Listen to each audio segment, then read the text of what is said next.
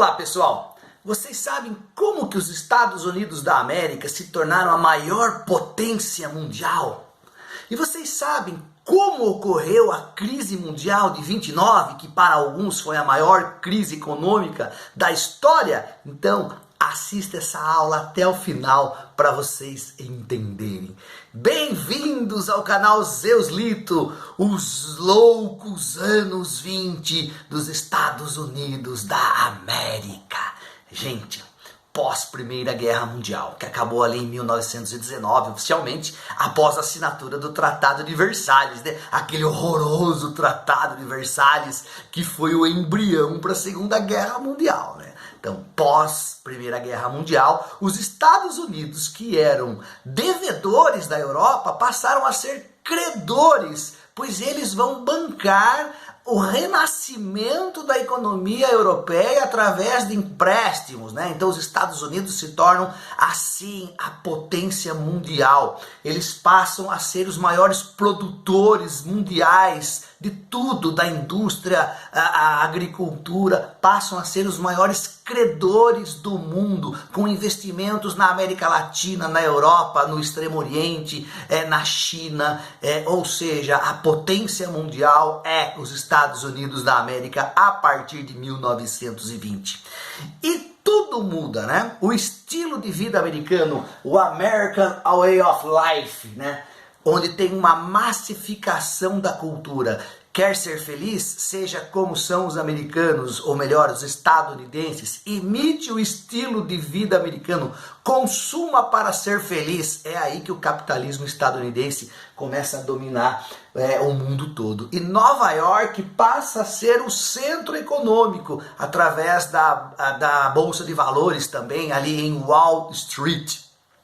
Daqui a pouco eu falo para vocês um pouquinho do funcionamento da Bolsa de Valores. De uma forma bem básica aí, para vocês entenderem, certo? Gente, também nesses loucos anos 20, você tem mudanças culturais, principalmente entre as mulheres, né? Porque durante a Primeira Guerra Mundial, elas vão ao mercado de trabalho, elas ganham postos importantes no mercado de trabalho e elas passam a melhorar assim, ter um comportamento mais importante dentro da sociedade conservadora americana. É quando as saias encurtam de tamanho, é quando elas passam a usar e passear nos bares, nos centros de diversão, de lazer, passam a frequentar os clubes de blues e jazz, né? O jazz estava por toda parte. E a bebida alcoólica também, né?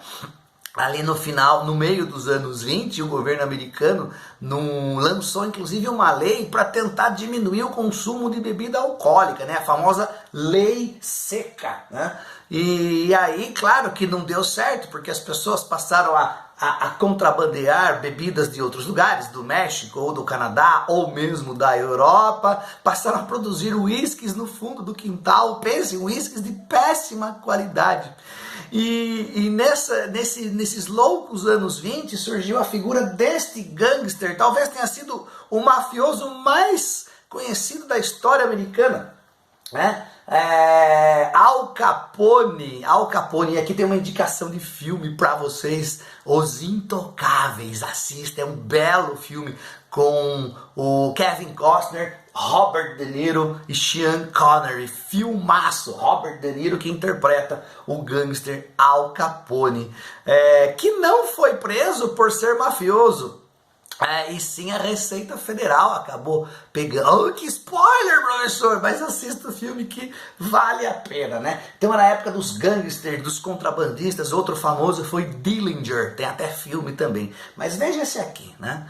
Gente, então era isso. Todo mundo nos Estados Unidos estava consumindo. A classe média passa a consumir. O sonho de consumo passa a ser o carro. E Ford, né, o Henry Ford, é o ícone, é o grande herói que conseguiu fazer com que as pessoas de classe média passassem a consumir bastante também.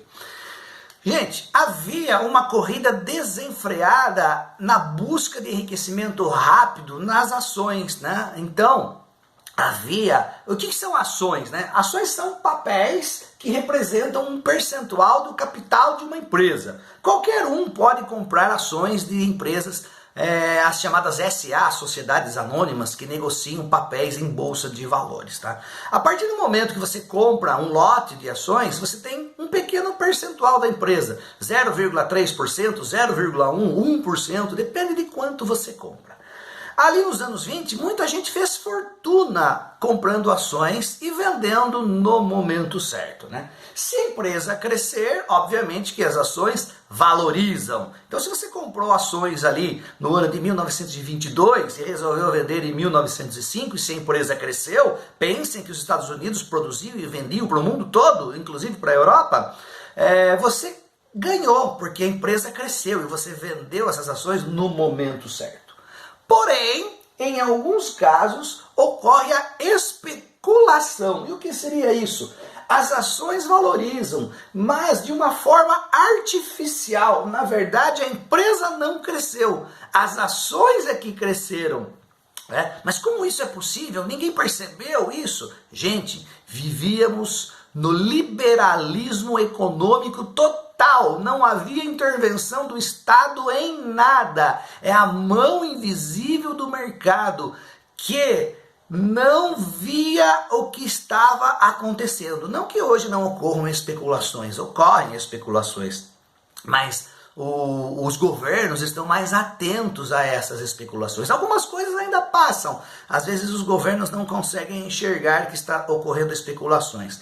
Portanto, o que vai acontecer? Quando não ocorre fiscalização do mercado sobre essas especulações, o investimento em ações se torna algo de grande risco, um investimento de alto risco. Muito bem, e o que vai acontecer? Por que vai chegar a crise? Por que as ações vão despencar? Por que a bolsa vai quebrar? Presta atenção nesse slide aqui.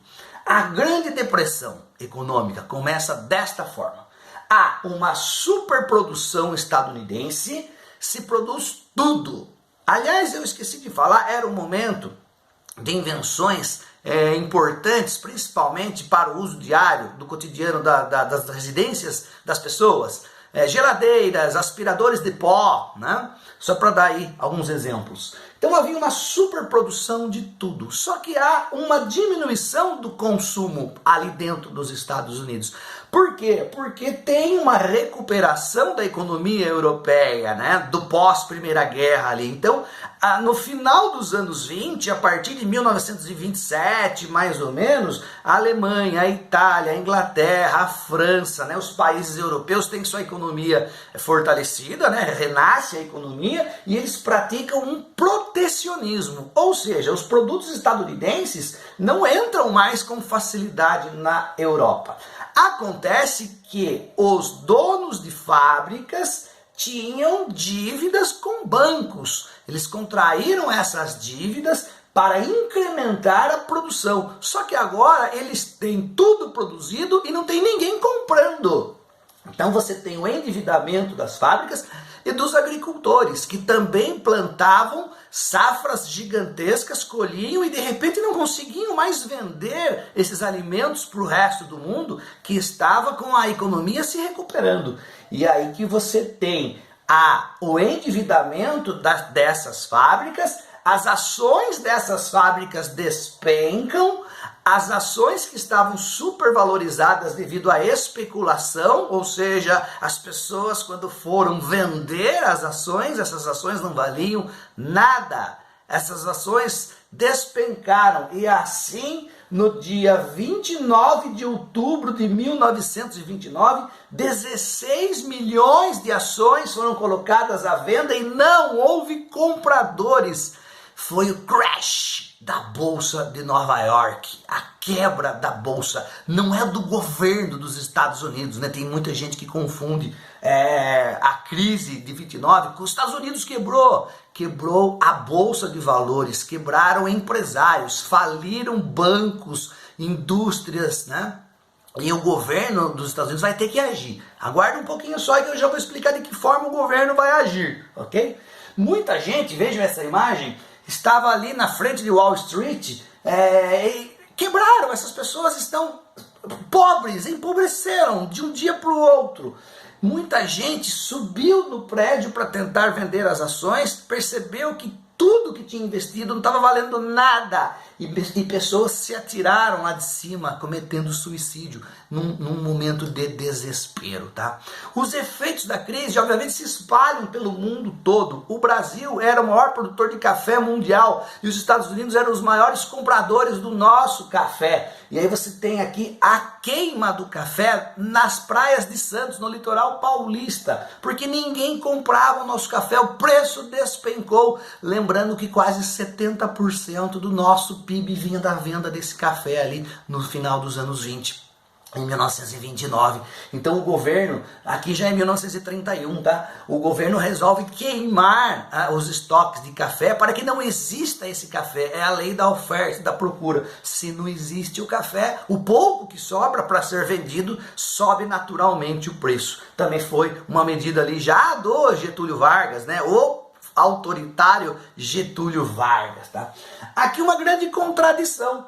Vocês estão vendo ao fundo um outdoor representando uma família feliz, passeando num automóvel, né? Consuma para ser feliz, é o estilo de vida americano, e embaixo está vendo uma fila muito longa de pessoas com bolsas, cestos na mão. Sabe o que é isso? É a fila do pão e da sopa. São os desempregados que não tem nem mais o que comer na crise de 29. E aí é o governo, né, que está dando esse assistencialismo. Tá? Veja a contradição, então. Como era e como ficou a vida pós-1929. Gente, qual a saída para a crise, né?